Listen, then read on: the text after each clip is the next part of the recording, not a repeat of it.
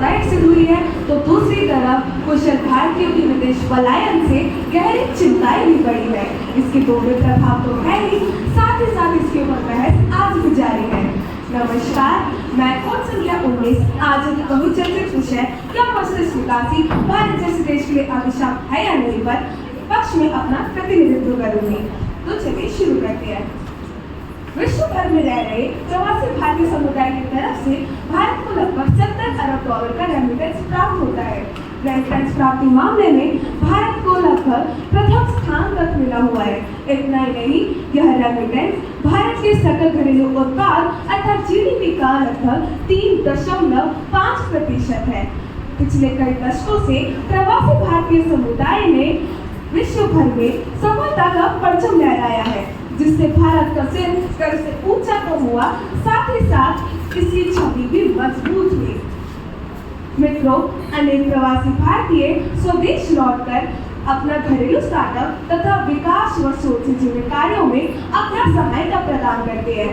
और इतना ही नहीं महोदय, व्यक्ति अन्य देशों के पेशेवरों से नए कौशल सीखकर अपने व्यावसायिक कौशल में बढ़ाने में सक्षम होता है। और इतना ही नहीं महोदय, यदि वह इन नए कौशल को सीखकर भारत जैसे विकासशील मिश्रित अर्थव्यवस्था वाले राष्ट्र को बढ़ाने में अगर सहायता कर सकता है, तो इसमें कोई बुरी बात नहीं।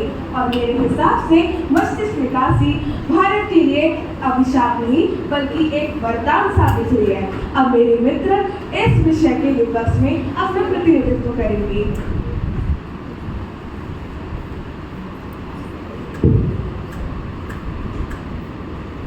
नमस्कार निर्णायक मंडल, शिक्षकगण एवं मेरे पढ़ते मित्रों, मैं कोड संख्या 19 आज आप सभी के समक्ष इस बहुचर्चित विषय क्या मस्तिष्क निकासी वाकई में एक अभिशाप है, इस विषय के विपक्ष में अपना प्रतिनिधित्व करने जा रही हूँ। आशा है आप सभी को पसंद आए। इस विषय का साफ उत्तर है हाँ, ये मस्तिष्क निकासी है।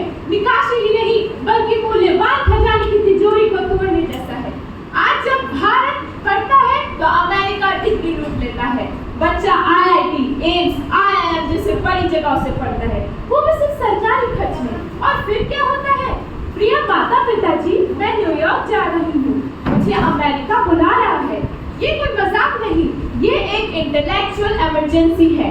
आज के दौर में जब भारत को डॉक्टर की जरूरत है तो डॉक्टर को डॉलर की।